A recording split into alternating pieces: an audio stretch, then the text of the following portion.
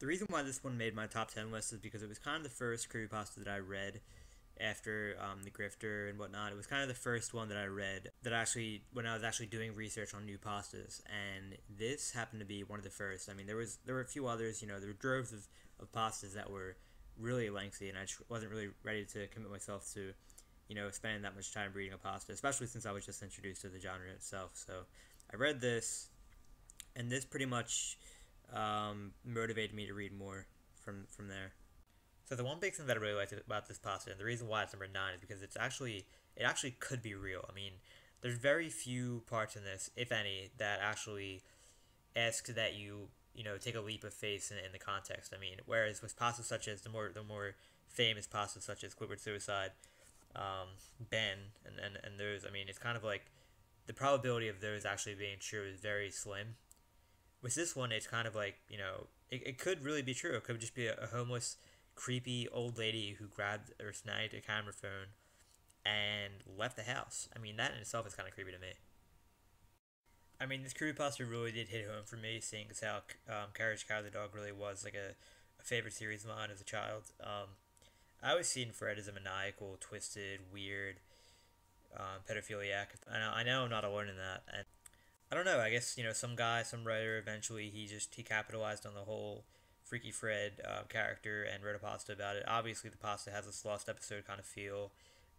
It shouldn't be taken as factual at all, but it was really interesting, and I really liked it how he was sort of inside of the protagonist's head and inside of Carriage's head the whole time, and the whole he yanked the cord out of the power, and the computer was still on. That it sort of had a lot of cliches in it, but just for me it hit home. Also, I'll be linking the pasta in my description because it's really long and you wouldn't be able to see it at all if I had it in the video. So this is where they really are going to start getting good at the creepypastas. This is number 7.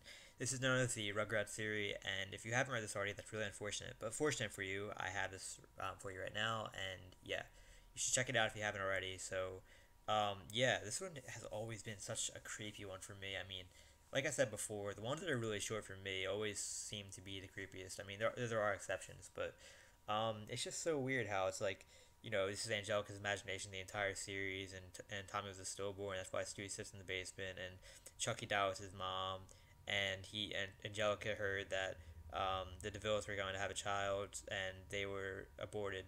So she figured, why not just like imagine a boy and a girl, and it's just so creepy, and it makes so much sense. And whoever wrote this really just connected the dots, and it's just a great pasta. Now I know many people might think that putting Squidward Suicide at number 6 is doing an injustice, but personally, I don't know. I've never really been big on the whole lost episodes thing, but if I had to give one of the lost episode pastas, and if I had to put one of them in this top 10 list, it would have to be Squidward Suicide.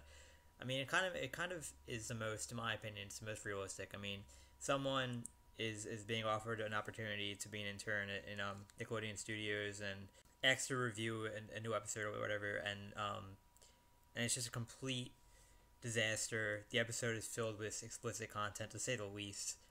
And if I'm not mistaken, this is actually like the pioneer of lost episodes, so that's why I gave this one number 6. So much like Face and Focus, this one was actually one of the first pastas that I've ever read in my life, and I've probably been on it that that's the case for most people. The Angel is a classic. I've heard stories that may suggest that they actually ripped off of Doctor Who, like an episode of Doctor Who or something like that.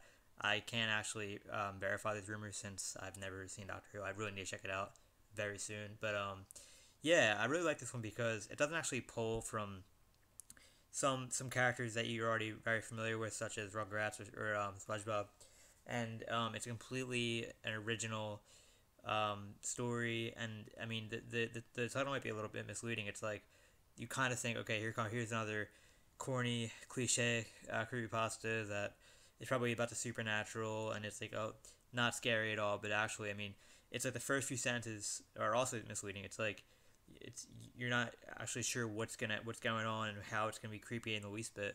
Then all of a sudden, the mind fuck in the end. I don't know. It's well written, and it's one of my favorites. So yeah, a lot about Sword Suicide being the final pasta that I would mention from the whole Lost episode category. Because Suicide Mouse honestly deserves a place in this list. I mean, it really is just so amazing when you consider the backstory of the man himself, Walt Disney. I mean, for me, I always seen him as a really misunderstood character. I always felt like that his personality and his values were always distorted by the media to always portray him as some virtuous guy, you know. But in his work, it's sort of indicative that he was actually a racist. But I'm not going to get into it because it is kind of controversial and people have their different opinions about it. But whatever the case may be, it is controversial. It is up in the air what his values were. So that's why Suicide Mouse to me has always been really creepy, because it actually could be even more realistic and possible than that of Squidward suicide.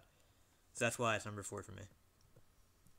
The Russian sleep experiment. So this is number 3 for me because it actually deals a lot with psychology and how humans behave if they're subjected to living in a very, very, very limited amount of space in just a few weeks. It's quite disturbing. It's sort of realistic. I doubt that it actually happened, but then again, I'm not sure. Basically, Russia treated these guys as enemies of the state and therefore treated them as lab rats because, I guess at the time, it's completely an immoral experiment. They gave these guys water, food, cots to sleep in. They expected them to behave naturally and to cooperate for the months or however much, whatever the duration was. But a few weeks into it, completely everything went wrong. And yeah, this pasta is excellent. I highly encourage you to check it out. So yeah, I'm not even going to try to pronounce this guy's name. But this definitely warrants a number 2 spot on my list. For me, I kind of feel that you either are terrified by this or you completely don't understand why people are so terrified.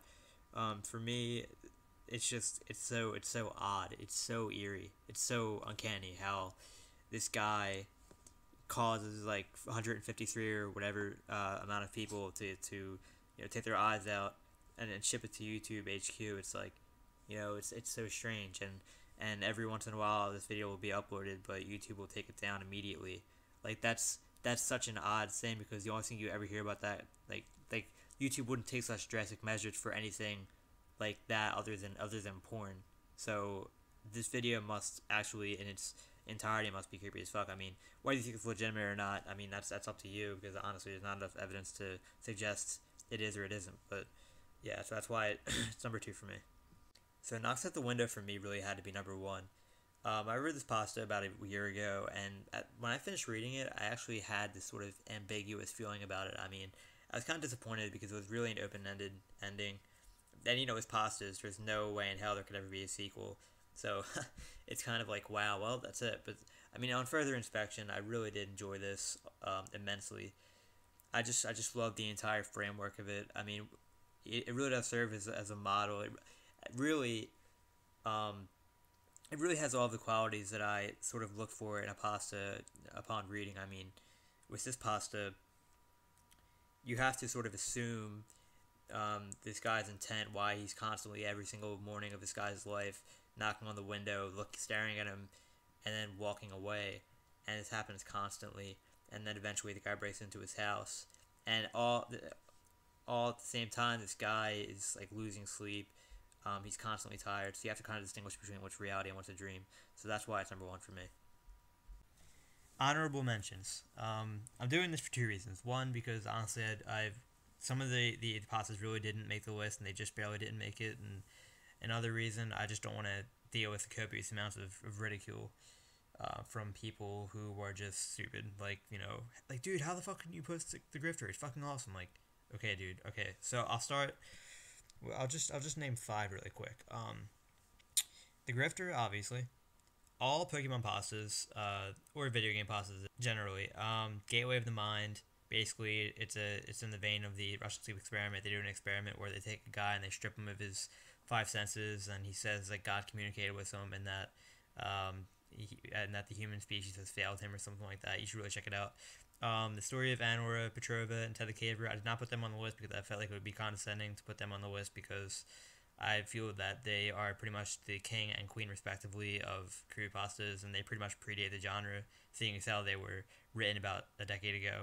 And the Ed, Edd n Eddy Purgatory one, I actually never read that one in its entirety because I've never been like an Ed, Edd n Eddy guy, but I do respect the idea and the premise, so that's why I figured it would be on here. So thanks a lot for watching, and comment, because I'd really like to know what you think and how you feel about my top 10. Thanks.